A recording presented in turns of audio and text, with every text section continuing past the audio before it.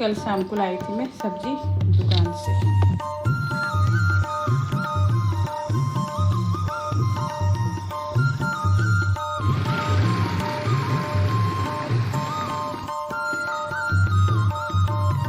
आज मेरे मायके से आया था ये आला।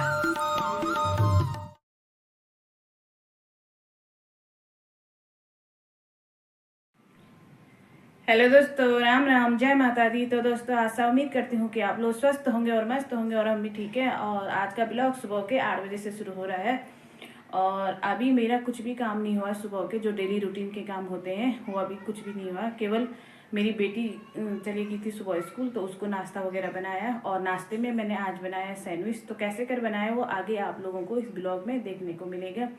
और अभी मेरा बेटा तो स्कूल नहीं गया है क्योंकि वो नई स्कूल में जाएगा, तो उसके एडमिशन होने अभी बाकी हैं। तो आज तो 2 तारीख हो गया है, तो 3-4 तारीख से उसके एडमिशन शुरू हो जाएंगे, फिर वो भी चला जाएगा स्कूल। तो अभी पहले मैं कर रही हूँ साफ़ सफाई और उसके बाद आगे क्या क्या होगा वो आप लोगों को इस ब्लॉग में देखने को मिलेगा। और साथ में कल मेरा भाई आया था मुझे आला लेके, जो चैत के महीने में हर बेटी को दिया जाता है। और क्या क्या लाया था वो भी आप लोगों को मैं इस ब्लॉग में दिखाऊंगी, तो मेरे साथ बने रहना मेरे ब्लॉग में। और तो दोस्तों अभी ये देखिए कमरा बिल्कुल बिखरा हुआ है, ये देखिए। तो पहले झाड़ू पोछा कर देते हैं। और ये देखिए इधर भी, और इधर मैंने दूध वाला आ गया था तो दूध गर्म करने के लिए भी रख दिया। और इधर ये इतने सारे बर्तन भी हैं धोने के लिए। और कल गई थी मैं सब्जी लेने के लिए शाम को टाइम, तो वहाँ से लाई थी मैं सब्जी, गोभी, लौकी, टमाटर, हरी मिर्ची, हरा धनिया और साथ में ये फली, दो प्रकार की फली और मटर और एक पत्ता गोभी लाई थी कल शाम की सब्जी। तो अभी मुझे ये सारे भी धोने हैं। तो चलिए फिर थोड़ी देर बाद मैं आप लोगों से मिलती हूँ और नाश्ते पर। तो दोस्तों सुबह का सैलाकुई का व्यू कुछ इस तरह से हो रखा है, ये देखिए। बिल्कुल मतलब अभी 8:30 हो रहा है और इतनी तेज़ धूप अभी सुबह सुबह लग चुकी है। ये देखिए पूरे सैलाकुई में इस तरह से हो रखा है मौसम। और उधर आम के बगीचों में नए कोपले आ गई है और बहुत सारे फूल भी लगे हुए हैं आम के बगीचों में। और वो पत्तों लाल लाल पत्ते और फूल भी बहुत सारे हैं। तो इस बार लग रहा है कि गर्मियों में बहुत सारे आम आएंगे। तो ये देखिए पूरा कुछ इस तरह से आज सैलाकुई का मौसम हो रखा है। और उधर पहाड़ियाँ भी देखिए बिल्कुल साफ़ हो रखा है अभी। तो चलिए फिर अब काम करते हैं और चलते हैं नीचे। तो दोस्तों इस कमरे की ये देखिए साफ़ सफाई हो गई है।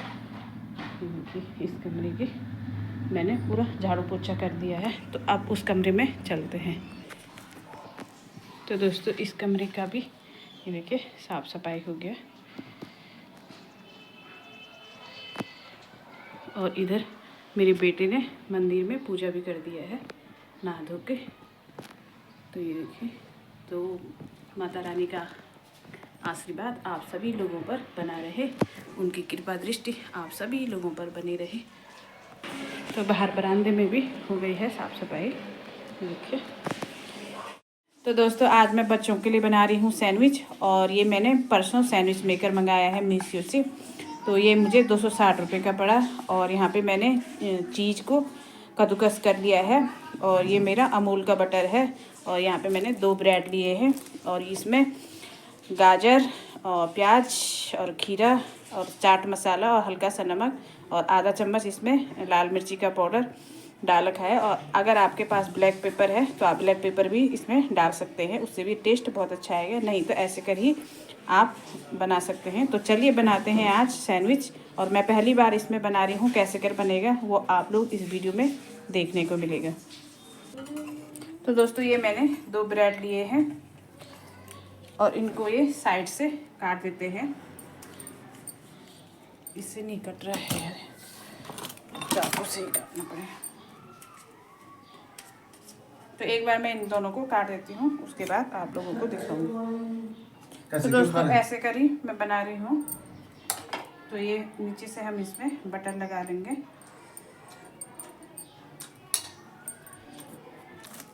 तो अब हमने नीचे से बटर लगा दिया है और अब ये डालते हैं इसके ऊपर।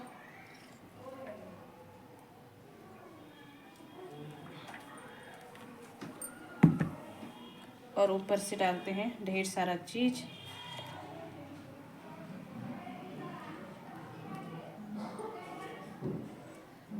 और ऐसे कर इसको फोल्ड कर देते हैं। और अब हम इसको इसके ऊपर रख देते हैं।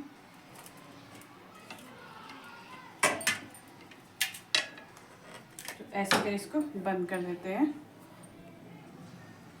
तो अब हमने इसको गैस में रख दिया है और 1-2 मिनट के लिए इसको पकने देंगे। फिर उसके बाद दिखाऊंगी कि कैसा बना है सैंडविच। लीजिए दोस्तों, ये बन गए हमारे सैंडविच। कितने मस्त सैंडविच बने हैं।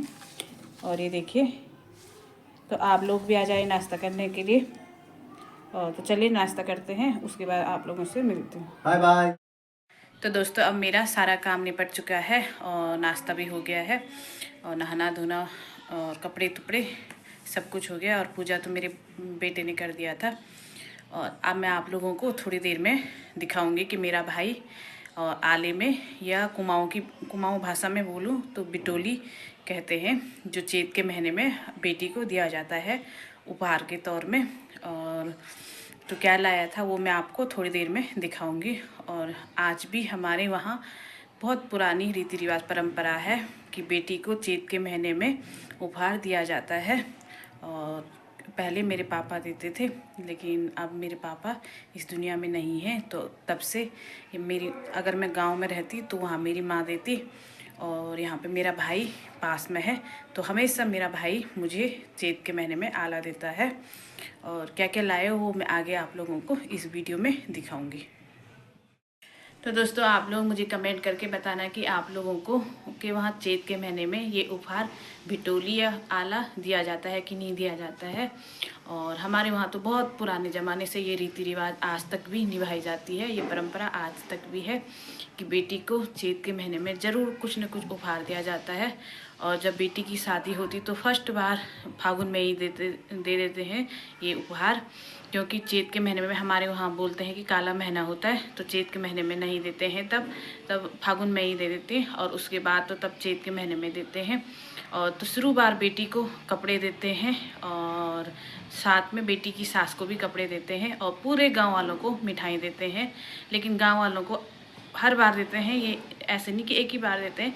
मतलब जब भी चैत के महीने में आला आएगा तो पूरे गांव वालों को मिठाई देते हैं।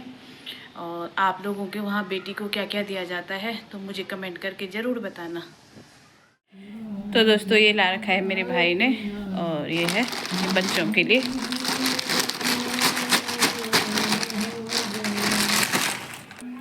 तो ये है बच्चों के लिए कुरकुरा वगैरह है, एक केला। और दोस्तों, इसमें है मिठाई। और ये मेरा तोहफा का लिफाफा है। तो ये सब ला रखा था मेरे भाई ने चैत के महीने में, और या कुमाऊँ भाषा में बोलूँ तो बिडोली। तो दोस्तों, अब मैं जो मेरी पड़ोसी हैं और मकान मालिक हैं उन सब लोगों के लिए मैं ये मिठाई बांट दूँगी। और गांव में तो हम पूरे गांव वालों को देते थे, और अपने जो आसपास पड़ोसी हैं उनको देते हैं। और लेकिन यहाँ पे मेरे 2 ही पड़ोसी और मकान मालिक हैं, तो उनको मैं चैत के महीने का आला दूँगी। तो दोस्तों, ये था मेरा आला जो कल मेरा भाई मुझे दे के गया था। और तो अगर मैं गांव में होती तो गांव में तो मेरी माँ देती, क्योंकि वहाँ से नज़दीक पड़ता है मेरा ससुराल, और यहाँ तो दूर है। तो यहाँ मेरा भाई ही ये परंपरा, ये रीति रिवाज निभाता है। और हर साल वही मुझे आला देने आता है यहाँ पे।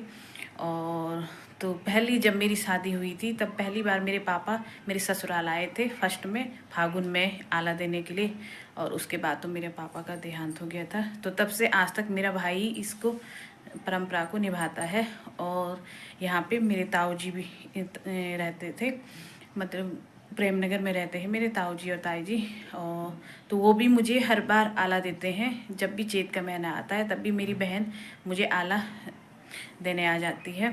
तो पहले तो ताऊ जी आते थे, लेकिन ताऊ जी का देहांत हो गया है, तो अब मेरी बहन ही मुझे आला देने के लिए हर साल आती है मेरे घर।